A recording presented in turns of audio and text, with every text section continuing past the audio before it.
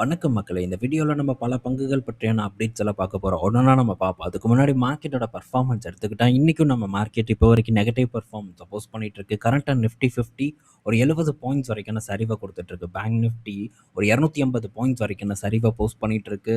ஒரு பெரிய பெர்ஃபார்மன்ஸ் பார்த்தீங்கன்னா இல்ல. குறிப்பா லார்ஜ் கேப் பிரைவேட் வங்கி பங்குகள பொறுத்தவரைக்கும் HDFC பேங்க் மட்டும் பார்த்தீங்கன்னா, ஒரு ஃப்ளாட் டூ நெகட்டிவா ட்ரேட் ஆயிட்டு இருக்கு. மற்றபடி மற்ற லார்ஜ் கேப் பிரைவேட் வங்கி பங்குகள் அனைத்தும் 1% மேலான ஒரு இறக்கத்தை இன்னைக்கு டெலிவர் பண்ணிட்டு இருக்கு. குறிப்பா ஐசிஐசிஐ பேங்க் 1.5% வரைக்கான இறக்கத்தை இப்போ வரைக்கும் போஸ்ட் பண்ணிட்டு இருக்கு. அதே நேரத்தில் ஐடி செக்டார் எடுத்து பார்த்தா இன்னைக்கு ஒரு 1% மேலான ஏற்றத்தை கொடுத்துருக்கு. அதுலேயும் குறிப்பாக நல்லா பர்ஃபார்ம் பண்ண நிறுவனம்னு பார்த்தா டிசிஎஸ்ஸாக இருக்குது. கிட்டத்தட்ட 2.5% மேலான ஒரு ஏற்றத்தை இப்போ வரைக்கும் வந்து போஸ்ட் பண்ணிட்டு இருக்கு. ஸோ தொடர்தான் பார்ப்போம். நம்ம நேற்று ஒரு அப்டேட் பார்த்தோம்.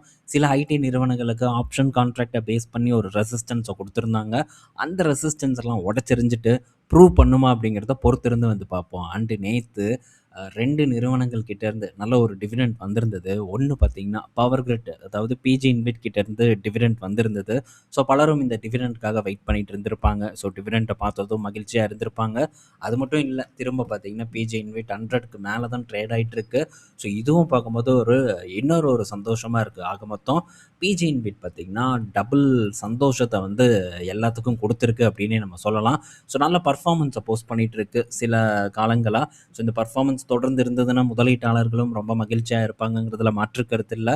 ஸோ அதே மாதிரி HDFC பேங்க்கோட டிவிடெண்ட்டும் வந்து வந்திருந்தது. ஸோ ரெண்டும் ஒரே நல்ல கிரெடிட் ஆனது. ஸோ HDFC பேங்க் பொறுத்த வரைக்கும் ஒரு நல்ல குவான்டிட்டிஸ் இருக்கிறதுனால ஒரு டீசெண்டான ஒரு டிவிடெண்ட் வந்திருந்தது. பட் பிஜி இன்விட் டிவிடெண்ட் ஒரு பெட்டரான ஒரு டிவிடெண்ட்டாக வந்து இருந்திருக்கு. ஸோ ஒரே நாளில் 2 டிவிடெண்ட் கிடைச்சதுனால கொஞ்சம் ஒரு நல்ல பணமாக வந்து கண்ணுக்கு படுது. இது பலருக்கும் நடந்திருக்கும்னு நான் நினைக்கிறேன். ஸோ இந்த காம்போ எல்லாருக்கிட்டையும் இருக்கும் அப்படிங்கிற ஒரு எதிர்பார்ப்பும் இருக்குது. ஸோ நான் இந்த டிவிடெண்ட்டை பார்த்தீங்கன்னா குளோபல் மார்க்கெட்டில் தான் ரீஇன்வெஸ்ட்மெண்ட் பண்ணலாம் அப்படின்ட்டு இருக்கேன் என்னோட புது தீமில். ஸோ அதுக்கான வேலையை தான் நான் வந்து பண்ணிகிட்ருக்கேன். ஐடிசியோட டிவிடெண்ட்டும் வந்து இருக்குது. ஸோ அதையும் தூக்கி போடுறதுக்கு தான் நான் வந்து பார்க்க போகிறேன். ஏன்னா இங்கே கரெக்டாக வந்து அலோகேட் பண்ணியாச்சு. ஸோ மேற்கொண்டு ஃபண்ட்ஸ் அப்படின்னு பார்க்கும்போது கொஞ்சம் கம்மியாக தான் இருக்குது. அதனால் இதை வந்து அந்த இடத்துக்கு அப்படியே வந்து ட்ரான்ஸ்ஃபர் பண்ணிடலாம் அப்படிங்கிற ஒரு எண்ணத்தோடு தான் நான் வந்து இருக்கேன். ஸோ திரும்ப நல்ல ஒரு சான்ஸ் அங்கே ஏற்படும் போது கொஞ்சம் ட்ரான்ஸ்ஃபர் பண்ணுறதை பற்றி நான் கண்டிப்பாக திங்க் பண்ணுவேன். ஸோ அடுத்தது பார்த்திங்கன்னா இன்றைக்கி டேயில் பஜாஜ் ட்வின்ஸ் வந்து பெரிய அளவுக்கான ஒரு பிரச்சனையை ஃபேஸ் பண்ணிகிட்டு இருக்கு. நல்ல சரிவு பார்த்திங்கன்னா இன்றைக்கி இந்த பஜாஜ் ட்வின்ஸில் ஏற்பட்டிருக்கு. ரெண்டும் தலா 5% வரைக்கான சரிவை கொடுத்துருக்கு. என்னப்பா காரணம்னு பார்த்தா, ஸோ ஆர்பிஐயோட புது ஒரு ப்ரப்போசல் தான். என்ன சொல்லியிருக்காங்கன்னா, இவங்க லோன் கொடுக்கலாம், எந்த பிரச்சனையும் இல்லை. ஆனால் கிரெடிட் ப்ராடக்ட் வந்து கொடுக்கக்கூடாது அப்படிங்கிற மாதிரி சொல்கிறாங்க. மேபி கிரெடிட் கார்டை தான் வந்து மீன் பண்ணுறாங்க அப்படின்னு நான் நினைக்கிறேன். ஸோ வேறு ஏதாச்சும் ப்ராடக்ட்டை மீன் பண்ணுறாங்களான்னு தெரியல. பட் கிரெடிட் கார்டு ஸோ உறுதியான ஒன்று. ஸோ கிரெடிட் கார்டு இஷ்யூ பண்ணுறத பார்த்திங்கன்னா இப்போது ஆர்பிஐ வந்து இது பண்ணுறாங்க. ஸோ தடை பண்ணுறாங்க, பேன் பண்ணுறாங்க. ஸோ இதன் காரணமாக ஸோ இவங்கள கோ பிராண்டட் கார்டு வந்து கொடுத்துட்ருக்காங்க. ஸோ வேறு சில கிரெடிட் ப்ராடக்ட்டும் அஃபெக்ட் ஆகுமாங்கிற ஒரு கிளாரிஃபிகேஷன் எனக்கு இல்லை, ஒரு கிளாரிட்டி இல்லை. ஸோ இப்போ என்னென்னா, இந்த பஜாஜ் கார்டு ஒன்று இருக்குமே, நம்ம எல்லாம் யூஸ் பண்ணிகிட்டு இருப்போம் ஆதி காலத்துலேருந்து. அந்த கார்டு வேறு ஒன்று இருக்குது. அதுவும் கிரெடிட் ப்ராடக்ட் அப்படின்னு நம்ம சொல்லலாம். அது போக வேறு ஏதாச்சும் இருக்கா அப்படிங்கிறதும் புரியல. ஸோ பெரிய ஒரு இம்பேக்ட் பார்த்திங்கன்னா பஜாஜ் ஃபினான்ஸ் அண்ட் பஜாஜ் ஃபின்சர்வ் ரெண்டுலேயுமே இன்றைக்கி டேயில் ஏற்பட்டதுக்கான ரீசன் ஆர்பிஐயோட இந்த ஒரு விஷயமாக தான் வந்து இருக்குது. ஸோ கோ பிராண்டட் கார்டு அதுக்கப்புறம் நம்ம எதிர்பார்க்க முடியாது அப்படின்னே நம்ம எடுத்துக்கலாம். ஸோ அடுத்தது இந்த டாடா குரூப் பங்குகள். ஸோ அதில் குறிப்பாக டாடா டெக் கிட்ட இருந்து ஒரு அப்டேட் வந்திருக்கு. ஸோ ஹோண்டா கூட பார்த்திங்கன்னா ஒரு பார்ட்னர்ஷிப். இது பார்த்திங்கன்னா டாடா டெக் நிறுவனத்தோட ஷேர் ப்ரைஸை வந்து நல்லாவே வந்து கணிசமாக உயர்த்தியிருக்கு. ஏன்னா ரீசெண்டாக டாடா டெக் பார்த்திங்கன்னா நல்ல ஒரு ப்ரெஷரை ஃபேஸ் பண்ணிகிட்டு இருந்தது. ஆனால் இப்போது டாடா டெக்கோட ஒரு டீல் கிடைச்சதும், ஹோண்டாவோட ஒரு டீல் கிடைச்சதும் டாடா டெக்கோட பர்ஃபார்மன்ஸ் தூக்கி நிறுத்தப்பட்டிருக்கு. இன்றைக்கி டெய்லியும் ஏற்றம், நேற்று பார்க்கும்போது ஏற்றத்தை தான் கொடுத்துருந்ததுன்னு நான் நினைக்கிறேன். ஸோ நல்ல ஒரு பர்ஃபார்மன்ஸ் 8% வரைக்கான ஏற்றத்தை இப்போ வரைக்கும் பார்த்திங்கன்னா இந்த டாடா டெக் வந்து போஸ்ட் பண்ணிகிட்டு இருக்கு. ஸோ ஒரு பெட்டர் பர்ஃபார்மன்ஸ் இன்றைக்கி டேயில் டாட்டாவில் நடந்ததுக்கான ரீசன் ஸோ ஹோண்டா கிட்டேருந்து கிடைச்ச பார்ட்னர்ஷிப் தான். ஸோ ஹோண்டாக்கு கொடுக்கக்கூடிய சர்வீஸ் தான். அடுத்தது ஸோ இன்னும் 2 நிறுவனங்கள். அது என்னென்னா Tata chemical and Tata investment. அடங்கப்பா டே அப்படிங்கிற மாதிரி தான் திரும்பவும் ஒரே செய்தி. கிட்டத்தட்ட ஒரு 2 வருடம் நான் நினைக்கிறேன், 2 வருடமாக ஒரே செய்தியை காட்டி காட்டி அப்பப்போ வந்து ஸ்டாக்கை ஏற்றிக்கிட்டே தான் இருக்காங்க. அதுக்கப்புறம் திரும்ப பார்த்தீங்கன்னா அது இறங்கிட்டு தான் இருக்குது. ஆனால் அந்த ஒரு நாள் மட்டும் பார்த்தீங்கன்னா எவனோ நல்ல லாபத்தை பண்ணிட்டு போயிடுறான். ஸோ இப்போது ஆர்பிஐ திரும்ப பார்த்தீங்கன்னா டாடா சன்ஸை லிஸ்ட் பண்ணணும் அப்படிங்கிற மாதிரி ஒரு விஷயத்த வந்து சொல்லிட்டு இருக்காங்க. ஆனால் அதில் நிறையா அந்த முரண்பாடுகள் இருக்குது. முன்ன இருந்த முரண்பாடுகள் தான். ஸோ அதில் இருக்கக்கூடியது தனியாக பிரித்து அப்படி இப்படின்ட்டு வந்து ஓடிட்டு இருக்கு.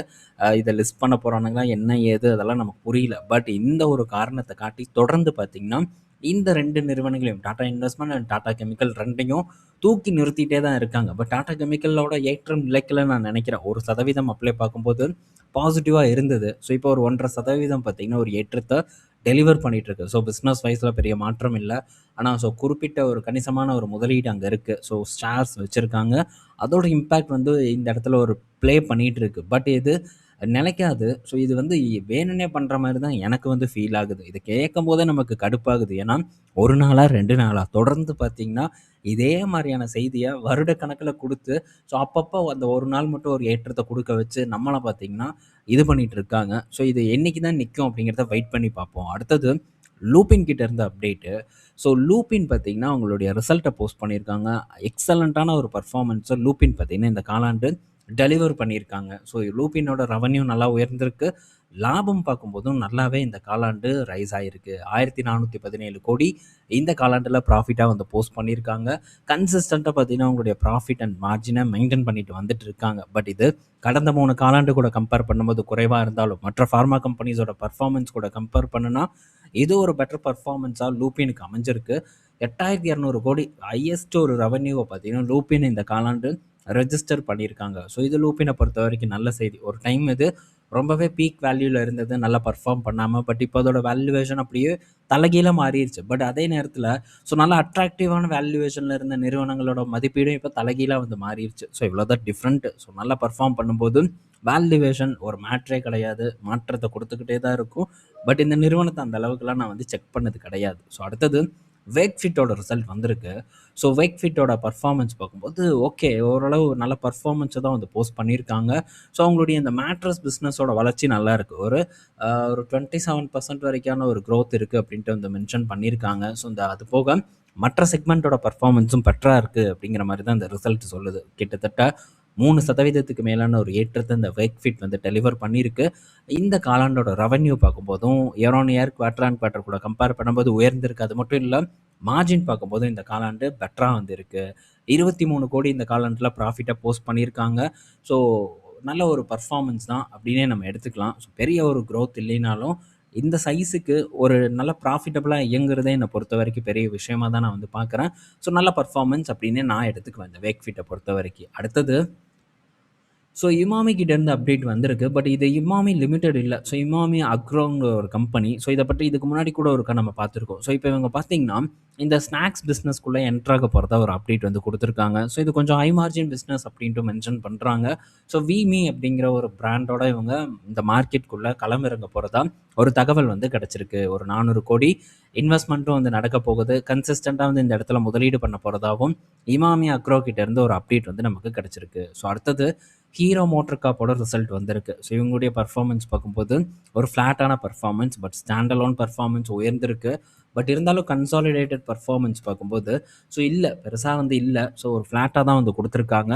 இன்றைக்கி டேயில் ஒரு ஏற்றத்தை தான் வந்து சந்திச்சிருக்கு. ஸோ இந்த ஹீரோ மோட்டர் காப்பை பற்றி நேற்றோ முந்தா நேற்றோ வந்து நம்ம டிஸ்கஸ் பண்ணோம். நேற்று தான் நான் நினைக்கிறேன், மறந்துருச்சு. ஸோ இதை பற்றி டிஸ்கஸ் பண்ணோம். டிவிஎஸோட கம்பேர் பண்ணி வளர்ச்சி எப்படி இருக்குது அப்படின்ட்டு. ஸோ டிவிஎஸோட வளர்ச்சி எப்படி இருக்குது, ஹீரோவோட வளர்ச்சி எப்படி இருக்குங்கிறதெல்லாம் நம்ம பார்த்தோம். ஸோ அதில் ஒரு நல்ல ஐடியா உங்களுக்கு கிடச்சிருக்கும்னு நான் நினைக்கிறேன். ஸோ இப்போது அது கூடலாம் நம்ம சேர்த்து வச்சு பார்க்கும்போது பர்ஃபார்மன்ஸ் எப்படி இருக்குன்னு பாருங்கள். வளர்ச்சி வேகம் இல்லை, ஒரே இடத்துல தான் தேங்கி நிற்குது நிறுவனம். ஸோ அவங்களுடைய சேல்ஸ் கண்டிப்பாக க்ரோ ஆகணும்.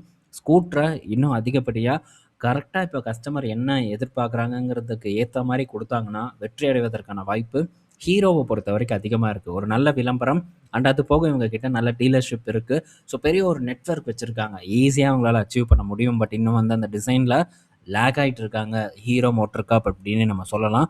ஸோ மாறணும். ஏன்னா இப்போது இவங்க கிட்ட அந்த ஜூம் அப்படின்ட்டு ஒரு ஸ்கூட்டர் இருக்கும், நல்லா தான் இருக்கும். பட் அது இந்த டியோ ஸ்டைலில் வந்து இருக்கும். அதனால் அந்த செக்மெண்ட் ஸ்கூட்டரோட சேல்ஸ் நீங்கள் எடுத்து பாருங்கள் மற்ற பிராண்ட்ஸில் அந்த அளவுக்கு பெரிய பர்ஃபார்மன்ஸ் இருக்காது. ஆனால் ஆக்டிவா மாடலில் ஜூபிட்டரு, ஆக்டிவா, ஆக்சஸ் இதெல்லாம் பார்த்தீங்கன்னா வெளுத்து வாங்கிட்டு இருக்கும். ஆல்மோஸ்ட் எல்லாமே சிமிலர் டிசைன் தான், கொஞ்சம் கொஞ்சம் மாற்றங்களோட அதை இன்ட்ரடியூஸ் பண்ணுறதுக்கு என்ன ஒரு பிரச்சனை அப்படின்ட்டு எனக்கு தெரியல ஹீரோவை பொறுத்த வரைக்கும்.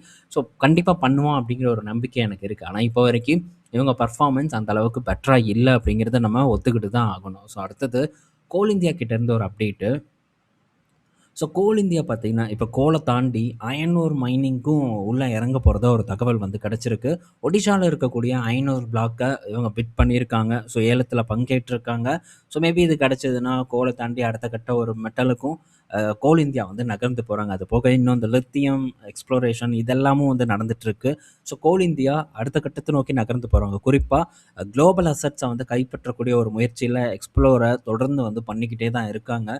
இது லாங் டேர்மில் பே ஆஃப் பண்ணும். ஆனால் இதெல்லாம் நடக்கணும். மேபி நடக்காமல் தள்ளி போகுது. ஏதாவது ஒரு இஷ்யூ ஏற்படுதுன்னா அப்போ மேபி ஒரு ப்ரெஷர் வந்து இந்த நிறுவனத்தில் கிரியேட் ஆகலாம். பட் இவங்களுடைய ஒரு விஷன் நமக்கு புரிய வருது. ஸோ இவங்க இப்போ கோலை தாண்டி அடுத்ததை யோசிக்க ஆரம்பிச்சிருக்காங்க. அதை வந்து அச்சீவ் பண்ணணும் அப்படிங்கிற நோக்கத்தோட நகர்ந்தும் போயிட்டு இருக்காங்க. இது முக்கியமான ஒரு விஷயமா வந்து நான் பார்க்குறேன். ஸோ விஷன் நல்லா இருக்குது. பட் அது கைகூடி வருவதற்கு எப்படி காலதாமதம் ஆகும் அப்படிங்கிற எதிர்பார்ப்பு இருக்குது. ஸோ தொடர்ந்து நம்ம ட்ராக் பண்ணுவோம் கோல் இந்தியாவை. ஸோ அடுத்தது ஸோ மைக்ரோசாஃப்ட் பார்த்தீங்கன்னா, இப்போ அவங்களுடைய டேட்டா சென்டர் ஹைதராபாத்தில் இருக்கக்கூடிய டேட்டா சென்டர் ஓப்பன் பண்ணியிருக்காங்க. அது போக இன்னும் பூனே, அப்புறம் சென்னையில, அப்புறம் இன்னொரு ஒரு ஏதோ சிட்டி பெங்களூரா என்னன்னு தெரில. ஸோ அங்கேயும் வந்து ஓப்பன் பண்ண போறதா ஒரு தகவல் வந்து கிடைச்சிருக்கு. ஸோ ஆல்ரெடி பார்த்தீங்கன்னா, ஆங்கர் கிளையண்ட்டா ஸோ பலரும் இருக்காங்க. அதானி இருக்கிறதா தகவல் வந்திருக்கு. HDFC பேங்க் இருக்கிறதா தகவல் வந்திருக்கு. பிபி பே இருக்கிறதாவும் தகவல் வந்து குடுத்துருக்காங்க. ஸோ இதுக்கெல்லாம் கிளையண்ட்ஸ் கிடைக்க மாட்டாங்களா என்ன? அசால்ட்டா வந்து கிடைச்சிருவாங்க. ஸோ மைக்ரோசாஃப்ட் ஒரு நல்ல ஒரு விஷயத்த பண்ணிட்டுருக்காங்க. அண்டு இவங்களுடைய மைக்ரோசாஃப்ட் மட்டும் இல்ல. ஸோ அங்க இருக்கக்கூடிய முக்கிய கிளவுட் நிறுவனங்களான கூகுளு, அமேசானு, அதுக்கப்புறம் ஆரக்கிள் போன்ற நிறுவனங்களோட கேப்பெக்ஸ் எல்லாம் பார்க்கும்போது விண்ணை முட்டும் அளவுக்கு இருக்கு. ஸோ இந்த மைக்கேல் பரி பார்த்தீங்கன்னா, இத காரணம் காட்டி தான் 2008 மாரியான ஒரு கிராஷ் வரும் அப்டின்ட்டு அவர் வந்து திரும்ப ப்ரெடிக்ட் பண்ணிட்டு இருக்காரு. ஸோ பெரிய அளவுக்கு கேப்பெக்ஸ் பண்றாங்க. லீஸுக்கு எடுக்கிறதா இருக்கட்டும், இல்ல ஓன் டேட்டா சென்டர் போடுறதா இருக்கட்டும். ஸோ நிறுவனங்கள் ரொம்ப அக்ரெசிவா பார்த்தீங்கன்னா, இறங்கி விளையாடிட்டு இருக்காங்க. இது என்னைக்கு வந்து கொஞ்சம் வெடப்பா ஆகும் அப்படின்ட்டு நமக்கு தெரியல. ஸோ வெயிட் பண்ணி நம்ம பார்ப்போம். நல்ல இடம் கிடைச்சதுன்னா லார்ஜ் கேப் நிறுவனங்கள்ல நம்ம பிக் பண்ணுறதுல தப்பில்ல. என்னை பொறுத்தவரைக்கும் இதெல்லாம் ரொம்பவே ஒரு ஸ்ட்ராங்கான ஒரு நிறுவனங்கள். ஆரக்கிள் மட்டும் கொஞ்சம் கடுப்பு. ஏன்னா ஆரக்கிளோட கடன் சுமை ரொம்பவே வந்து அதிகமாக இருக்குது. அவங்க சம்பாதிக்கக்கூடிய வருமானத்தை காட்டிலும் கடன் எக்கச்சக்கமா வந்து இருக்கு. ஸோ ரொம்ப ரொம்ப ரொம்ப அக்ரெசிவா வந்து போயிட்டு இருக்காங்க. இது பார்த்தீங்கன்னா, அந்த அளவுக்கு எனக்கு சேஃபா கிடையாது. ஏன்னா மற்ற கம்பெனிஸ்க்கு இருக்கக்கூடிய ஒரு பேக்கப் வந்து இங்க இல்ல அப்படின்னு தான் நான் ஃபீல் பண்றேன். ஸோ எப்படி வந்து சர்வைவ் ஆகுறாங்கங்கிறத பொறுத்திருந்து வந்து பார்ப்போம். அடுத்தது பிரிட்டானியாவோட ரிசல்ட் வந்திருக்கு. ஸோ பிரிட்டானியா பெர்ஃபார்மன்ஸ் பொறுத்தவரைக்கும் இயர் ஆன் இயர் பெட்டர் பெர்ஃபார்மன்ஸை குடுத்துருக்காங்க. 14% உயர்ந்திருக்கு பிரிட்டானியாவ பொறுத்தவரைக்கும். இ-காமர்ஸா இருக்கட்டும், இல்ல நார்மல் ஜெனரல் ஸ்டோர்ஸா இருக்கட்டும், சேல்ஸ் வந்து இம்ப்ரூவ் ஆயிருக்கு அப்படின்னு தான் பிரிட்டானியா தரப்புலேருந்து அப்டேட் வந்திருக்கு. ஒரு 590 கோடி கிட்ட பார்த்தீங்கன்னா ப்ராஃபிட் போஸ்ட் பண்ணியிருக்காங்க. இது போன வருடம் 520 கோடியா வந்து இருந்திருக்கு. ரெவென்யூ பார்க்கும்போது 8% வரைக்கான ஒரு உயர்வை சந்திச்சு 5000 கோடி கிட்ட இருக்கு. ஸோ நல்ல ஒரு வளர்ச்சி பிரிட்டானியா இந்த காலாண்டு போஸ்ட் பண்ணியிருக்காங்க. பட் அதுக்கு முந்தைய காலாண்டுகள் கூட கம்பேர் பண்ணும்போது லாபம் சுருங்கி இருந்தாலும் கூட ஸோ இவங்களுடைய ஜூன் குவார்ட்டரோட பர்ஃபார்மன்ஸ் இப்படி தான் இருக்குது. பட் அடுத்த காலாண்டுகளில் பெட்டர் பர்ஃபார்மன்ஸ் எக்ஸ்பெக்ட் பண்ணலாம்னு நான் நினைக்கிறோம் பிரிட்டானியாவை பொறுத்த வரைக்கும். அடுத்தது காட்ரேஜ் கன்சியூமர் கிட்ட இருந்து ஒரு அப்டேட் வந்திருக்கு. என்னன்னா ஸோ இவங்களுடைய ரிசல்ட் வந்திருக்கு. நல்ல பர்ஃபார்மன்ஸை போஸ்ட் பண்ணியிருக்காங்க. 500 கோடி ப்ராஃபிட்டாக வந்து ரெஜிஸ்டர் பண்ணியிருக்காங்க இந்த காட்ரேஜ் கன்சியூமர். அண்ட் அது மட்டும் இல்லை, ஆஃப்ரிக்கா சேல்ஸ் பெட்டர் பிஸ்னஸ் ஒரு க்ரோத்தை கொடுத்துருக்கு. இந்தோனேஷியா சேல்ஸ் பார்க்கும்போது ஒரு நல்ல வளர்ச்சியை கொடுத்துருக்கு. ஸோ இந்தியாவோட சேல்ஸ் அப்படின்னு பார்க்கும்போது ஒரு 2700 கோடி கிட்ட இருக்குது. இதே நம்ம ஆஃப்ரிக்கா பிஸ்னஸ்ன்னு எடுத்துக்கிட்டால் 1000 கோடிக்கு மேலே இருக்குது. அண்ட் இந்தோனேஷியாவோடது ஒரு 450 கோடிக்கு மேலே இருக்குது. ரெண்டு சேர்த்துனாலே 1400 கோடிக்கு மேலே பார்த்தீங்கன்னா இன்டர்நேஷ்னல் சேல்ஸ் இருக்குது. இது போக இன்னும் பல பங்களாதேஷ் அப்படின்ட்டு பல இடத்துல வந்து இவங்க விற்பனை பண்ணிட்டு இருப்பாங்க. ஸோ ஒட்டுமொத்தமாக நல்ல பர்ஃபார்மன்ஸை காட்ரேஜ் வந்து டெலிவர் பண்ணியிருக்காங்க இந்த காலாண்டு. ஸோ டாபரோட ரிசல்ட் பார்த்தோம் பெட்டராக தான் வந்து இருந்தது. ஸோ அவங்களுடைய இன்டர்நேஷ்னல் பர்ஃபார்மன்ஸுமே நல்லாவே வந்து செயல்பட்டிருந்தது. ஸோ அதனால் எஃப்எம்சிஜி கம்பெனிஸ், அதுவும் இந்த மிட் ரேஞ்சில் இருக்கக்கூடிய எஃப்எம்சிஜி கம்பெனிஸோட பர்ஃபார்மன்ஸ் பெட்டராக இருக்குது. பட் ஸ்டில் சில கம்பெனிஸ் பார்க்கும்போது ப்ரெஷரை ஃபேஸ் பண்ணிகிட்டு இருக்கு. எத்தனை நாளைக்குங்கிறத பொறுத்திருந்து வந்து நம்ம பார்ப்போம். ஸோ ப்ரெஷர் ஃபேஸ் பண்ணும்போது தான் நமக்கான சான்ஸ் இருக்குது அப்படிங்கிறத கண்டிப்பாக நம்ம என்றைக்குமே ஞாபகத்தில் வச்சுக்கணுங்கிறது என்னுடைய ஒரு கருத்தாக இருக்குது. ஓகே, இந்த வீடியோவில் நம்ம பல நிறுவனங்கள் பற்றியான விவரங்களை டிஸ்கஸ் பண்ணியிருப்போம். பயனுள்ளதாக இருந்திருக்கும் அப்படின்னு நான் நினைக்கிறேன். ஒரு பார்வையாக உண்டாக்கியிருக்கோம் அப்படிங்கிற எதிர்பார்ப்பும் இருக்குது. ஈவினிங் நம்ம இன்னொரு வீடியோவில் மீட் பண்ணுவோம். பாய் மக்களே.